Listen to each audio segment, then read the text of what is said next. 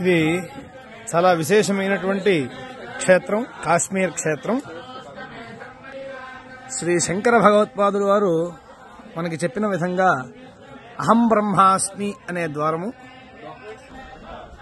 అలాగే తత్వమసి ఇంకొక ద్వారం, అయమాత్మ బ్రహ్మ, జ్ఞానం బ్రహ్మ అనేటువంటిది శంకర భగవత్పాదులు తూర్పు నుంచి మొదలుకొని 4 పక్కల 4 ఆమ్నాయ పీఠాలని ఏర్పాటు చేశారు. పాకిస్తాన్ ఆక్రమిత కాశ్మీర్ నుంచి కొన్ని రాళ్లని తీసుకొచ్చి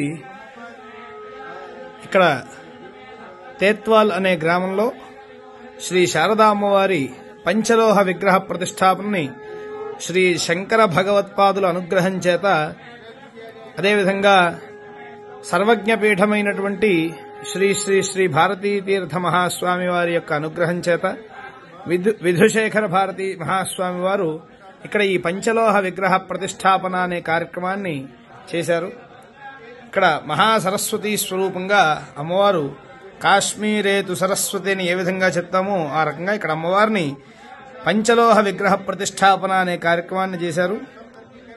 ప్రసన్నతాం సమాం బుద్ధిం విశదాం పాండితీం శుభాం విద్యావృద్ధిం సదా దద్యాత్ కాశ్మీరేషు సరస్వతి అని శాస్త్రములు ఏ విధంగా అయితే చెప్తున్నాయో ఇక్కడ ఆ విధంగా ఇక్కడ మహాసరస్వతి అమ్మవారిని పాకిస్తాన్ ఆక్రమిత కాశ్మీర్లో అక్కడి నుంచి కొన్ని శిలలు అవన్నీ తెప్పించి ఇక్కడ విగ్రహ ప్రతిష్టాపన అనేటువంటిది శ్రీ శంకర భగవత్పాదుల యొక్క అనుగ్రహం చేత జరిగింది.